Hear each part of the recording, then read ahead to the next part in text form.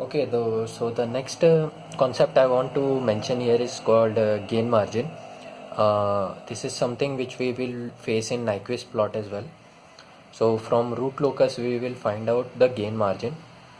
What is gain margin? Gain margin is a factor by which k can be multiplied before closed loop system reaches to its verge of instability.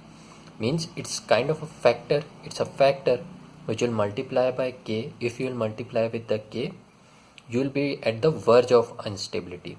If you will multiply more than that factor, the system will become unstable, else it will be stable. Okay, how you can write it? In root locus, how you look at gm, gain margin, that is not in dB, is equal to marginal value of k, which can also be given as k marginal. It is represented by k marginal divided by design value of k. Okay, so in root locus, if you have root locus like this, then k marginal is the value of k when root locus will cut j omega axis. Okay, so that's how you can imagine. This is your k marginal, here or here, wherever it will cut j omega axis. Now gain margin, and this is the value of k. So what will happen mostly, either gain margin will be given and you will be asked to calculate this k, or either this k value will be given and you will be asked to calculate gain margin. Okay, so other way around, anything can be possible out of these two cases. Whereas k marginal you can calculate by Routh-Hurwitz table. If you know the open loop transfer function, use the RH table like we did in Routh-Hurwitz criteria, and you can calculate the k marginal. That is same as the marginal value of k when root locus will cut j omega axis. Okay, and mind you, if the root locus will not cut j omega axis, then there will be no k marginal and your gain margin will be 0. Okay, because you can say not 0, it you will say it is not defined. In that case you will face that gm will be infinite. Okay, so mostly this will happen. As we will do examples, we will be more clear. So if k marginal will not exist, means gain margin is undefined. It's like k marginal is infinite type of thing. Okay, so that's why gm will also become infinite. So when your root locus will not cut, means automatically you should understand that your gain margin is not defined. Okay, or it can be given as infinite. So this is the case mostly you will face. So now we will apply this on example. Okay, let's see an example on that. So it's given GHS equal to k upon s plus 1 s plus 3. You have to draw the root locus and find the gain margin for k is equal to 8. Okay, so this is the question.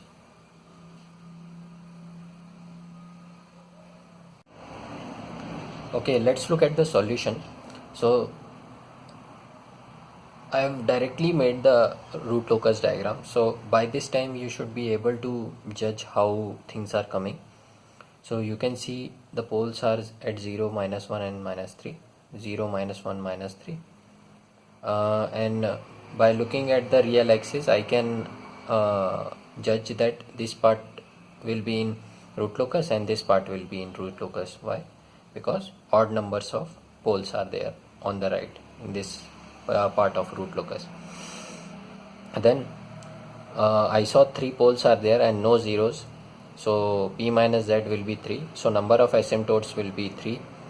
And angle I can calculate by that formula, 2n plus 1 180 degree divided by p minus z. That will give you 60, 180, 300 degree, where n will go from 0, 1, 2 till p minus z minus 1.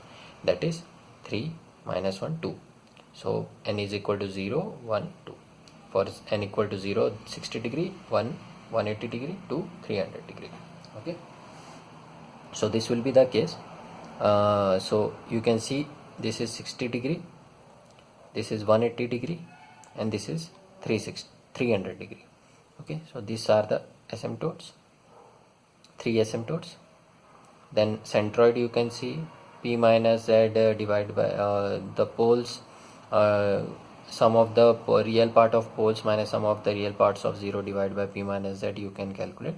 So you will get minus 4 by 3, which is minus 1.33, which is somewhere here. So this is your centroid. And then break point you will calculate minus 0.45 and minus 2.21. 2.21 will not come here since it's not a part of root locus, but this is there, so this point is minus 0.45. So we'll cut somewhere like this, so I can judge the root locus. It will look something like this because it will end at virtual 0. There are no zeros since, so virtual 0 it will end. So this is how your root locus will approximately look like. So it is a breakpoint. It will start from here, k equal to 0, k equal to 0, k equal to 0, and it will end here, here, and here. Okay, k equal to infinite. So that's how your root locus will look. Now we will come to the main part which we learned till now, that is gain margin. For k is equal to 8 we have to calculate. So first we have to calculate the k marginal. So this point will be your k marginal, which you can calculate from RH table. K marginal will be 12. You know the process of calculating k marginal from Raut-Hurwitz criteria, and you can also calculate the j omega axis, what will be the values of omega when it will cut the j omega axis, the root locus. So that will be plus minus root 3j, and that will come from the RH table only. So your gain margin will be 12 divided by k, 12 because k marginal is 12, divided by k. What is the required value? The k should be 8. At k equal to 8 we have to calculate gain margin. So 12 divided by 8 is equal to 6 by 4, means 1.5. This will be your answer. So my motive of this example was not to draw root locus. My motive of this example was to give you a feel of gain margin. Okay, the rest of the things you already know. You can work it out. Okay, and yeah, we'll move on to next.